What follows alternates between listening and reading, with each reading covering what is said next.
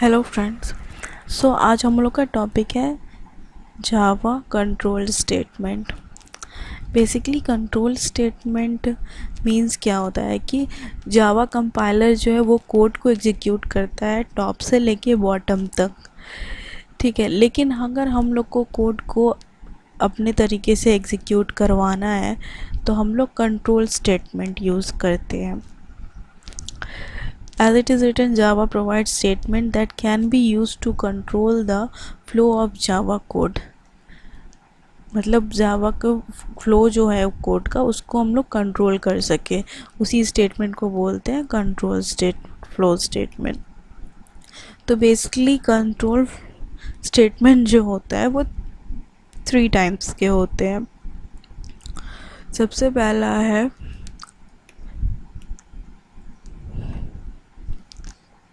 Selection oblique decision making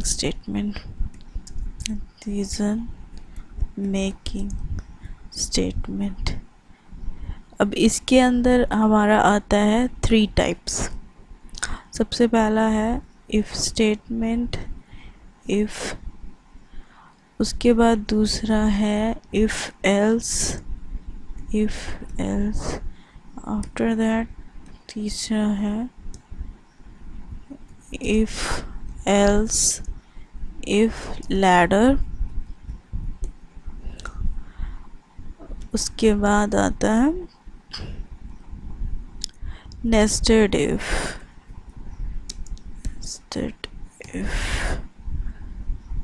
उसके बाद है 5th switch statement.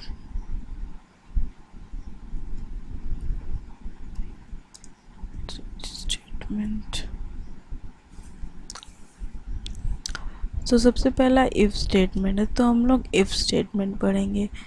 Basically if statement में क्या होता है, हम लोग इफ ब्लॉक में कोई भी कंडीशन लिखते हैं और वो कंडीशन अगर ट्रू होता है तो इफ स्टेटमेंट इनके बॉडी के अंदर जो भी स्टेटमेंट होता है वो प्रिंट होता है। फॉर एग्जांपल मैं आपको सिंटैक्स दिखाती हूँ।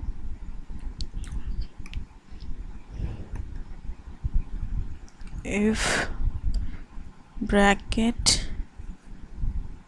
Boolean value, after that boolean value curly braces statements curly braces close। This is the syntax of if statement। अब हम if statement का एग्जाम्पल देखते हैं।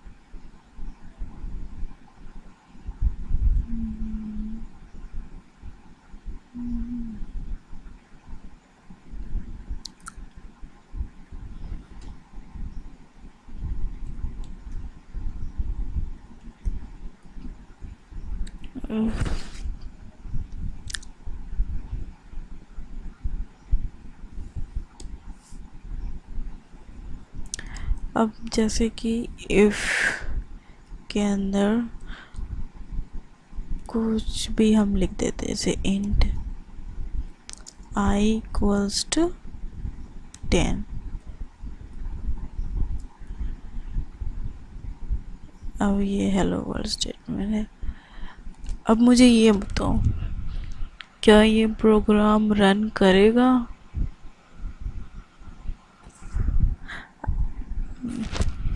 सोचो थोड़ा।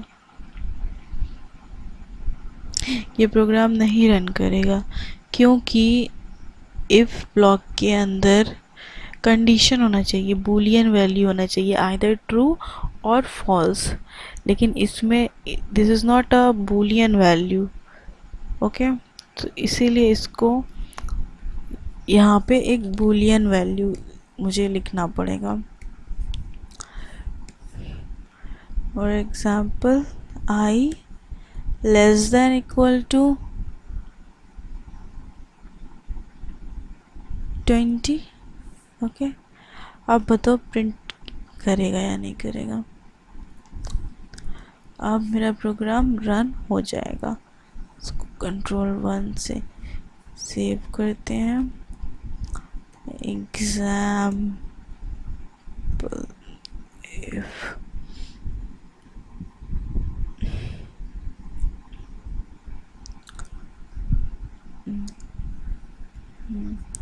हेलो वर्ल्ड प्रिंट हो गया। अब एक दो और एग्जांपल्स से मैं बताती हूँ जिससे आपको ज़्यादा क्लियर समझ में आएगा कि और कैसे कैसे लिखा जा सकता है इफ स्टेटमेंट को।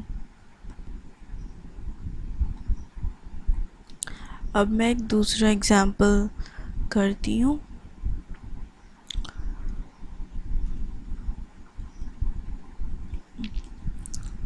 एग्जांपल इफ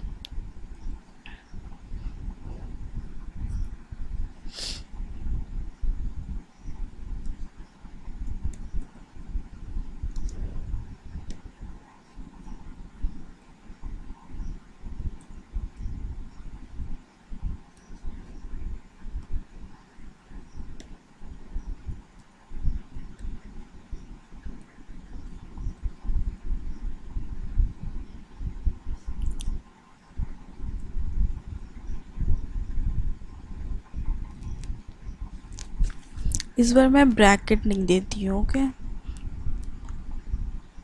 डायरेक्ट प्रिंट करेगा जैसे हाय है। ओके, हाय। उसके बाद फिर एक मैं प्रिंट स्टेटमेंट प्रिंट करवाती हूँ।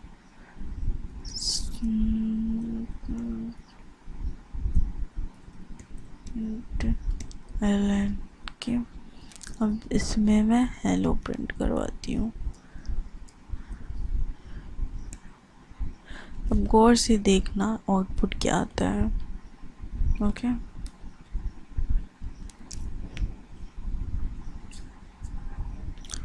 अब बताओ इसका आउटपुट क्या हो सकता है। क्योंकि इफ है, इफ आई लेस देन 20, ये तो ट्रू है कंडीशन, तो ये प्रिंट हो जाएगा हाय। चलो देखते हैं इसका आउटपुट क्या आता है।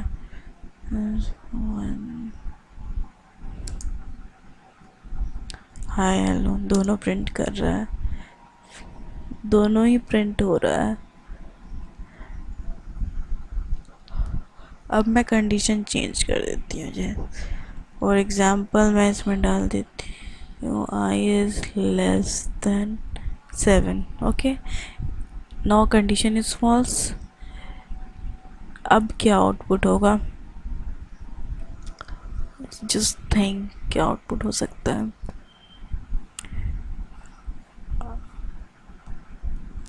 ओके, अब रन करके इसको देखते हैं।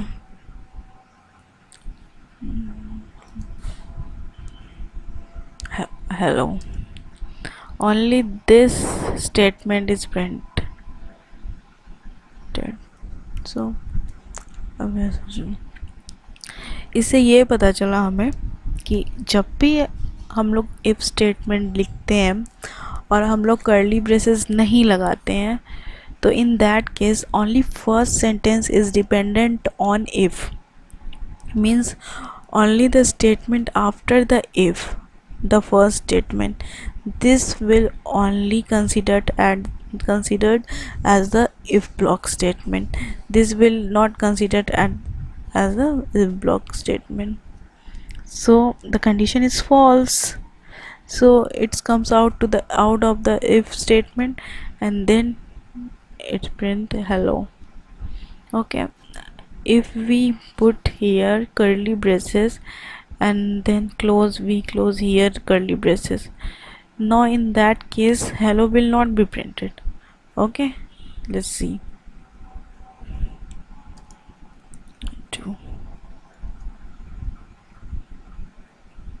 See, no output is coming, no output is coming, means in if block uh, both statement not coming. If we put this statement here after the if block, then it will print the output as hello.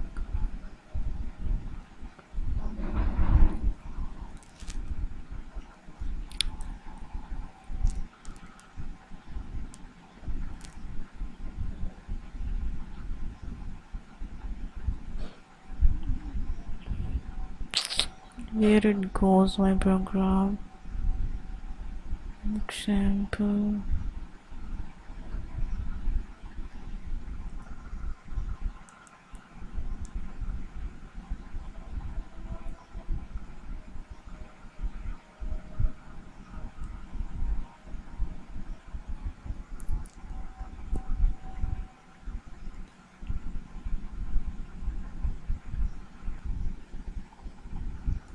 So here is my program. हाँ, अब मैंने change कर दिया है। ये if block के अंदर 2 statement है, उसके बाद इफ़ ब्लॉक है। तो अब इन दिस केस अगर हम लोग रन कराते हैं तो सिर्फ हेलो प्रिंट होगा। सी हेलो प्रिंट हो गया। मीन्स अगर हम लोग कर्ली ब्रेसेस नहीं देते हैं तो वो सिर्फ फर्स्ट स्टेटमेंट को कंसीडर करता है, इफ ब्लॉक स्टेटमेंट। अदरवाइज वो कर्ली ब्रेस लगाएंगे तो जो भी ब्रैकेट्स के अंदर है उसको वो कंसीडर करेगा। अब हम लोग एक एग्जांपल देखते हैं दूसरा। ओके, अब ट्रू कंडीशन लगाते हैं, इसको चेंज कर देते हैं, 20 कर देते हैं। अब इफ ब्लॉक के अंदर हम लोग कुछ इनिशियलाइज करते हैं, int x equals to 10। Okay, अब x को यहाँ पे प्रिंट करवाते हैं, x after that hello। Okay, अब ये हम रन करवा के देखते हैं कि आखिर क्या प्रिंट करवाता है। ओके,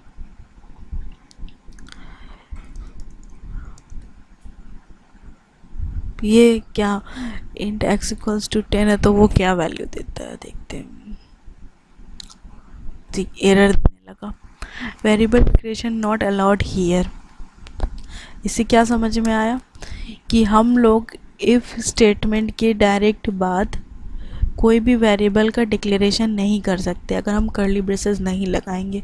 अगर हम कर्ली ब्रेसेस लगा देते हैं तो इसमें कोई प्रॉब्लम नहीं है, तो फिर हम लोग इसको कर सकते हैं डिक्लेयर। लेकिन जब हम लोग कर्ली ब्रेसेस नहीं लगा रहे तो वो ऑटोमेटिकली सिर्फ फर्स्ट स्टेटमेंट को कंसीडर करेगा इफ़ का, तो उस केस में ये एरर दे देगा।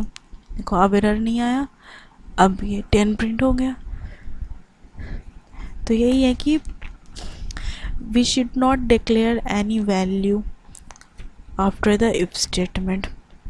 अगर हमें करना है, we want to declare, then we have to keep that in the curly braces। Okay, ये if का मैंने कुछ एग्जाम्पल बताया। अब अगले लेक्चर में मैं if else ब्लॉक के बारे में बताऊंगी। That's all for today, thank you।